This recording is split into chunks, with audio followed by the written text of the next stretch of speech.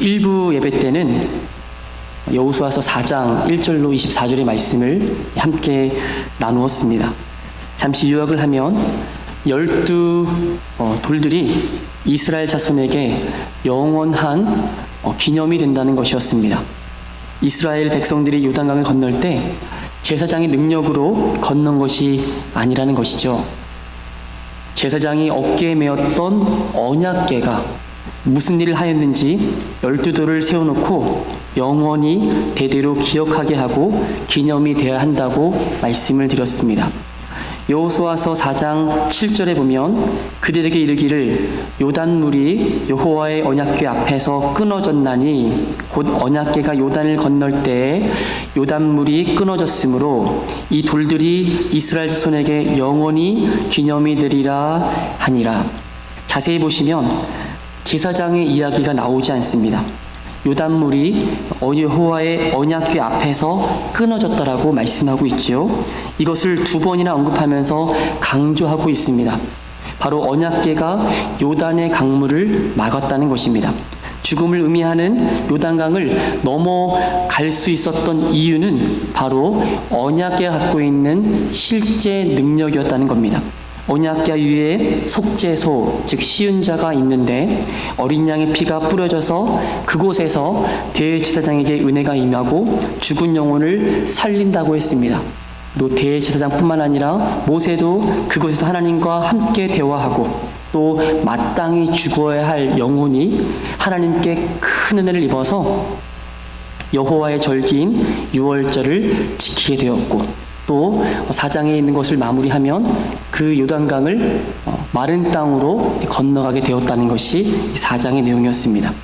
출애굽기 12장 25절에 보면 너는 여호와께서 허락하신 대로 너희에게 주시는 땅에 이를 때에 이 예식을 지킬 것이라 말합니다. 이 예식은 곧 유월절이거든요.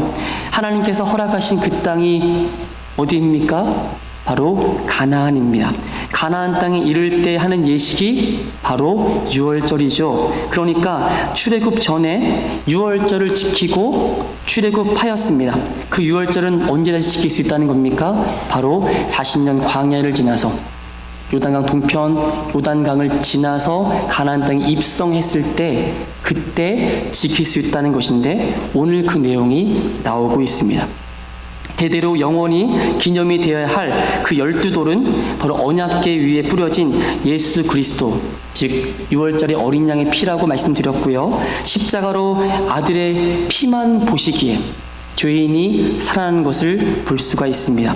그 보혈은 시간과 공간을 초월하는 어마어마한 은혜를 대대로 기념하는 것이라고 성경은 우리에게 가르쳐주고 있습니다. 대대로 영원히 지켜야 할 규례로 유월절을 여호수아서 5장에 와서 다시 지킬 수 있게 된 것이죠. 1절을 보겠습니다.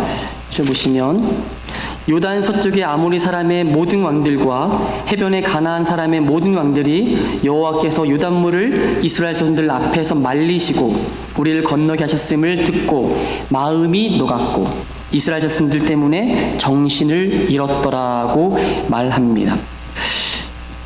이 가나안 7족속 중에 아모리 사람 왕들과 가나안 사람의 왕들이 하는 말을 들어보세요.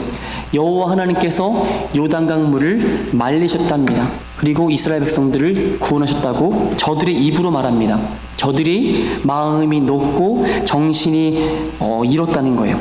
이렇게 적진에 마음이 흐트러지고 사기가 저하되었을 때 우리 아군이 할 수 있는 것은 곧바로 가나안 땅을 정복하러 쳐 들어가는 것 아니겠습니까? 그런데 하나님 우리에게 전혀 다른 방법을 제시한다는 것입니다. 2절 보시면 그때 여호와께서 이 여호수아에게 이르시되 너는 부싯돌로 칼을 만들어 이스라엘 자손들에게 다시 할례를 행하라 하시매. 할례가 무엇이냐고 물으신다면 바로 남자의 양피 끝을 자르는 예식입니다. 할례는 모든 남자에게 행하는 하나님의 율법이었어요. 난지 8일 만에 할례를 행해야 됐습니다.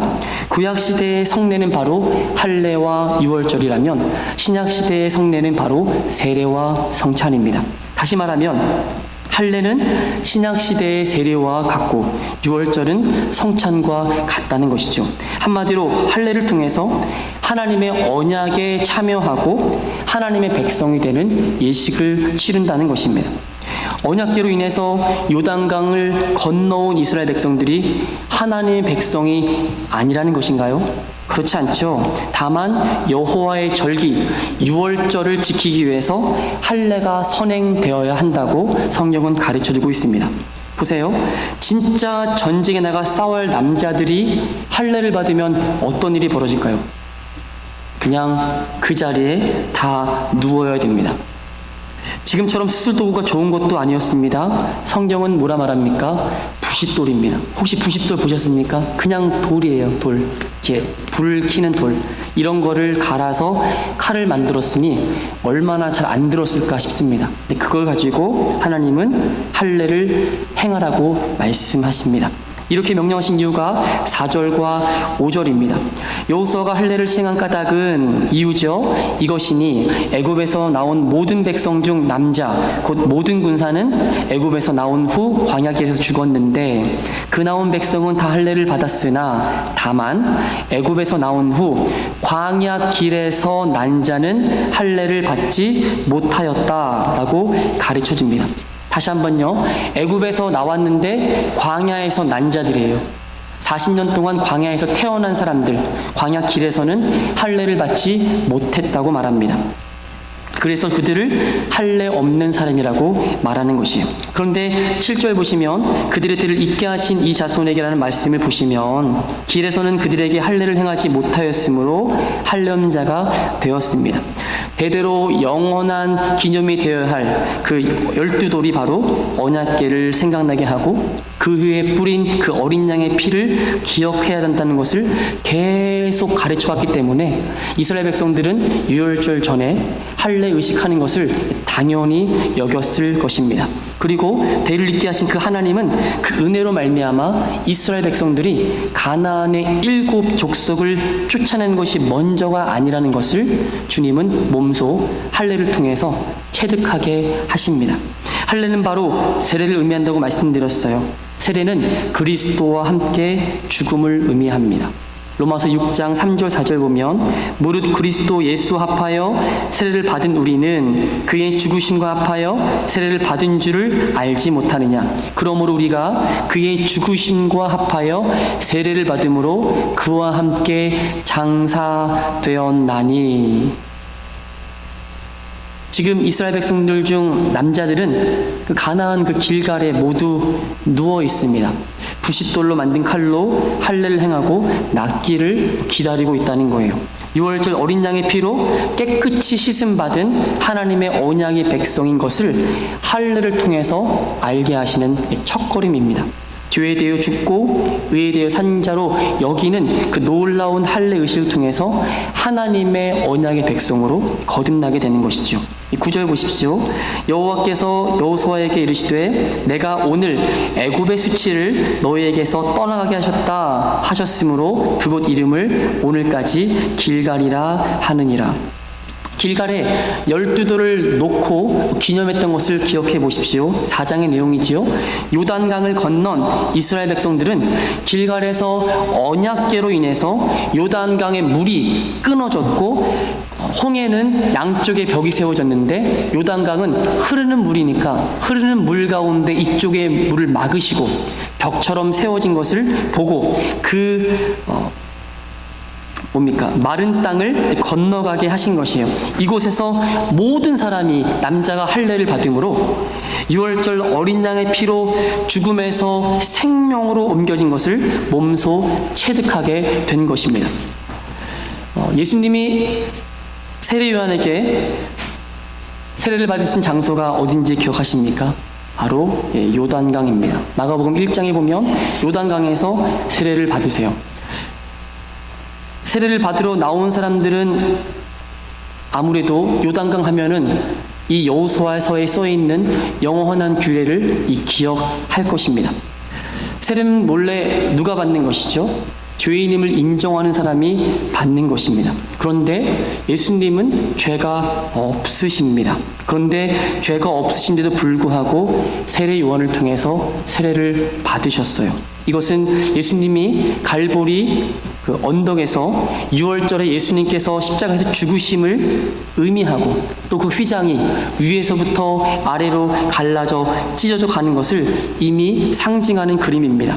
예수님이 흘리신 보혈의 피로 인해서 길갈에서 할례를 받고 있는 그 이스라엘 백성들의 죄를 떠나가게 하시고 이제는 굴러가게 하시고 애굽에서 있었던 모든 죄를 하나도 기억지 않는 장소가 바로 길갈이고 또 그 길갈에서 또 할례를 받게 하신 겁니다. 로마서 8장 1절 2절 말씀에 보면 그러므로 이제 그리스도 예수 안에 있는 자에게는 결코 정죄함이 없나니 이는 그리스도 예수 안에 있는 생명의 성령의 법이 죄와 사망의 법에서 너를 해방하였음이니라. 예수님의 생명의 성령의 법이 죄와 사망의 법에서 저와 여러분을 온전히 해방시켜 준 줄로 믿습니다. 하나님은 곧 이스라엘 백성들이 가나안 족속과 전쟁하는 것을 아셨어요. 그리고 우리 6장을 그냥 보더라도 여리고 전쟁의 시작입니다. 그런데도 부싯돌로 칼을 만들어 할례를 행하게 하셨다는 겁니다. 할례를 받는다는 것은 유월절을 지키기 위한 전제 조건이에요. 할례를 하지 않으면 유월절을 지킬 수가 없다는 것입니다. 6장에 가면 유명한 여리고성 전쟁이 기다리고 있습니다. 사람들은 전쟁 앞에서 무엇을 해야 된다고 생각할까요? 훈련을 더 시키고 기강을 잡고 정신훈련을 무장시켜서 저 여리고성을 물리칠 것을 생각할지 모르겠습니다. 그러나 하나님의 생각은 달랐습니다. 하나님은 하나님의 백성들이 싸우는 그 전쟁이 사람의 전투력에 달려있지 않고 하나님께 달려있음을 주님께서 말씀하시는 겁니다. 10절에 보세요.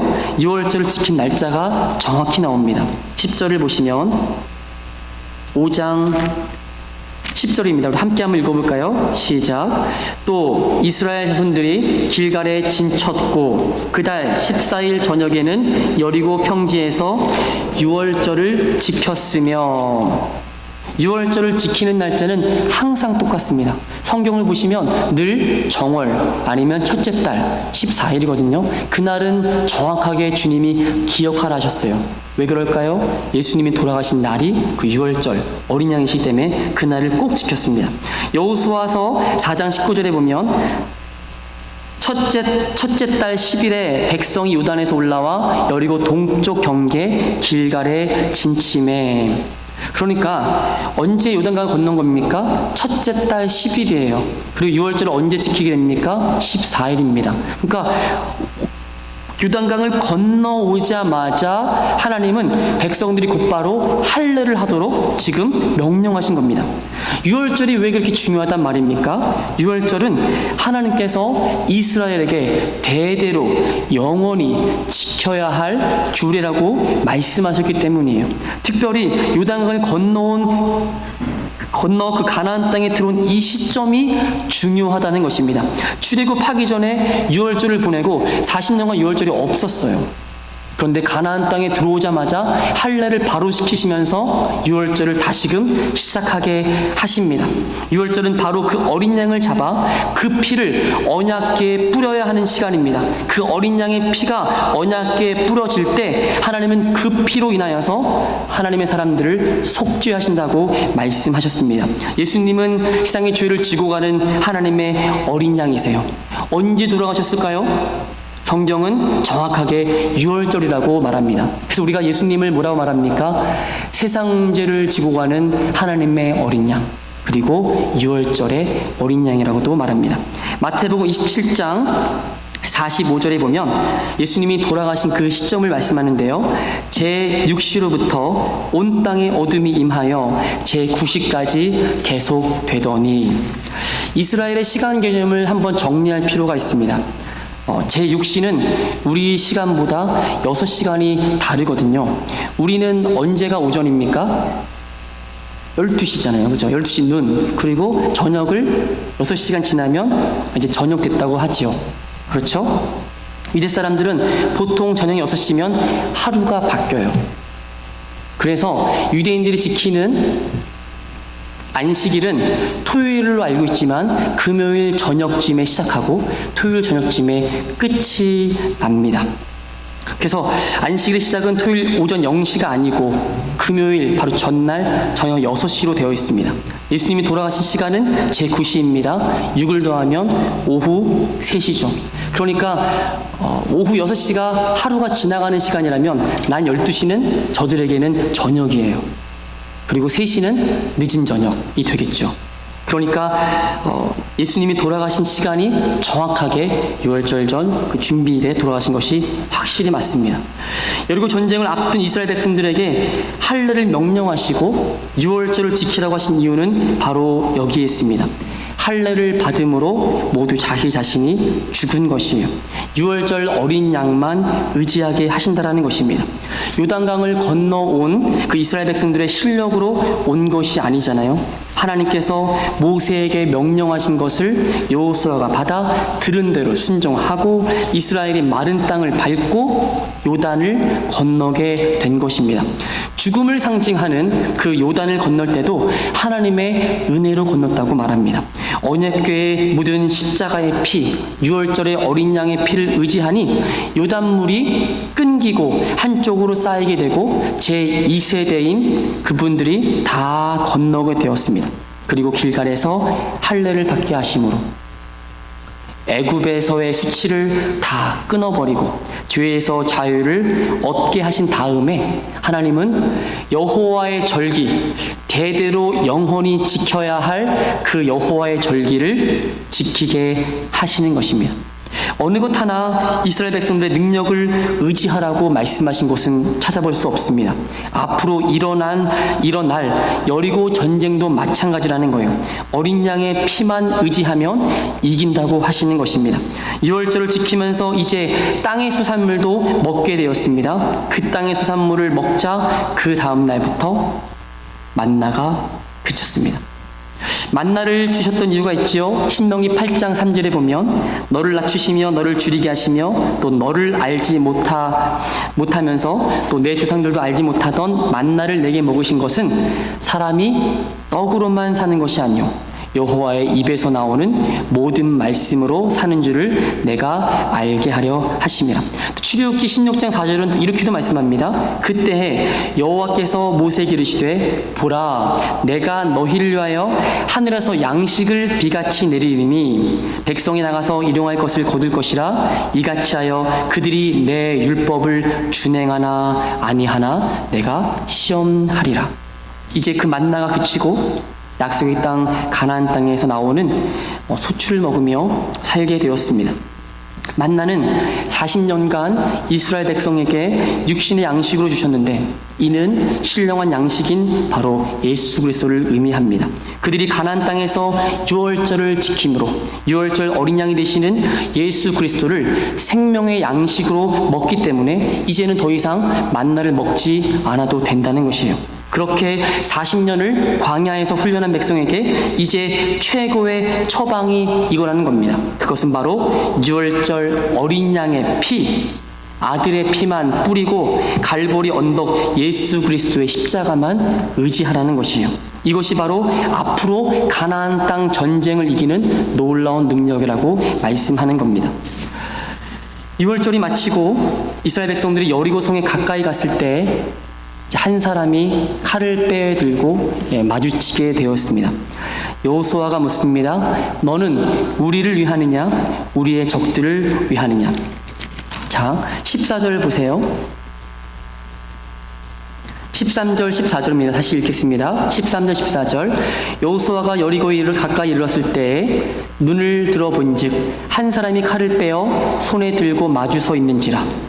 여호수아가 나아가서 그에게 묻되 너는 우리를 위하느냐 우리의 적들을 위하느냐 하니 그가 이르되 아니라 나는 여호와의 군대의 대장으로 지금 왔느니라 하는지라. 여호수아가 얼굴을 땅에 대고 엎드려 절하고 그에게 이르되 내 주여 종에게 무슨 말씀을 하려 하시나이까. 여호수아의 질문을 잘 생각해 보세요. 혹시 내 편이요? 아니면 저 여리고성의 저 적들의 편이요? 라고 물어보는 겁니다. 그런데 그 여호와의 군대 장군의 대장의 대답은 의외의 대답을 합니다. 뭐라고 했지요? 아니라고 해요. 그 말은 여호수아의 편도 아니고 가나안의 여리고의 7족속의 그 우리가 적으로 생각하는 그쪽 편도 아니라고 말합니다. 그러면서 이렇게 말해요.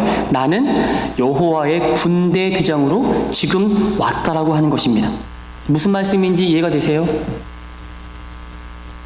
출애굽기 12장 40절 41절에 보게 되면 이스라엘 자손이 애굽에 거주한 지 430년이라 430년이 끝나는 그날에 잘 들어보세요.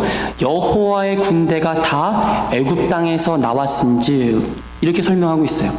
그러니까 하나님께서 출애굽시킨 다음에 이스라엘 백성들을 그냥 너는 나의 군대라고 말씀하고 있는 것입니다. 지금 요단강을 건너온 여호수아를 위시한 이스라엘의 모든 백성은 하나님의 말씀에 의하면 여호와의 군대라는 것이에요. 큰 칼을 빼들고 있는 그 한 사람은 나는 여호와의 군대 장군으로 지금 왔다고 합니다. 이스라엘을 여호와의 군대로 부르면서 잠깐 도와주러 온 게 아니라는 거예요. 여호수아에게 조언을 해주러 온 것도 아니라는 겁니다. 하나님께서 애굽의 수치를 떠나보내시고 유월절 어린 양의 피를 의지하며 생명의 성령의 법으로 살아가고 있는 그 이스라엘 백성들을 인도할 군대 장군으로 왔다는 겁니다. 잠깐 여리고 전쟁만, 아이성 전쟁만 이기게 하러 온 사람이 아니라는 거예요.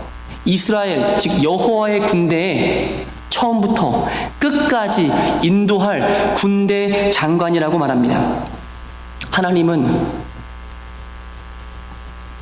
우리의 더 이상 조력자로 계시고 싶은 것이 아닙니다. 어려움이 닥칠 때 조력자로 나타나서 도움을 주시는 분이 아니라는 거예요. 하나님께서 온전한 우리의 삶의 그 지휘봉을 잡고 내가 너를 계속 인도할 주인이고 여호와의 군대의 대장이라고 말씀하는 거예요. 하나님 어려울 때는 잠깐 오셔서 도와주세요. 어려움이 해결되면 잠깐 좀 옆에 기다리시다가 제가 필요할 때만 나타나 주세요 하는 그런 분이 아니라는 거예요. 여호와의 군대의 대장 되시는 그 하나님께서 저와 여러분의 삶의 진정한 하나님이시고 주인이시고 왕인 줄로 믿습니다. 곧바로 여호수아가 알아들어요. 얼굴을 땅에 댑니다. 그리고 엎드려 절을 하는 것입니다. 그리고 이렇게 묻습니다. 내 주여, 저에게 무슨 말씀을 하려 하시나이까? 사랑하는 달라스 동부장로교회 성도 여러분, 저도 그렇고 여러분도 그렇고 이 질문이 하나님 앞에서 기도할 때 꼭 해야 될 질문이에요. 필요할 때 주님 이거 도와주시면, 이거 한 번만 지나게 하시면, 이런 것보다는 주님 저에게 무슨 말씀을 하기를 원하십니까? 내 삶을 전적으로 의탁하오니 나를 인도해 주십시오. 고백하는 게 필요합니다. 여호수아는 자기가 여호와 하나님만 의지하고 여호와의 말씀에 순종하고 여호와의 편에 서 있기만 하면 여호와의 군대 장관이 할 일을 알았을 것입니다. 여호와의 군대 장관이 이렇게 말합니다. 내 발에서 내 신을 벗으라. 내가 선 곳은 거룩하니라. 많이 들어보셨죠? 신을 벗는다는 것은 자신의 권리를 포기하는 것을 말합니다. 여호수아는 아말렉과의 전쟁에서 싸움을 승리로 이끌었던 군대 장관이었어요. 전쟁을 누구보다 잘하는 사람입니다. 여호수아의 칼날로 아말렉과의 전쟁에서 승리한 사람이에요. 그리고 여호와 니시 제단을 쌓고 하나님께 영광을 돌렸던 그 사람이에요. 그런데 여호와의 군대 장관이 나타나자 자신의 것을 다 내려놓습니다. 그리고 여호와의 군대장은 앞으로 가서 신을 벗고 그분 앞에 종의 자리에 서게 된다는 것입니다. 이미 다가오는 여리고 전투를 승리로 이끌 믿음의 사람으로 거듭난 것입니다. 여리고에서 어떻게 하나님 앞에 순종하고 그 여리고를 무찌를 수가 있었습니까? 순종 아닙니까?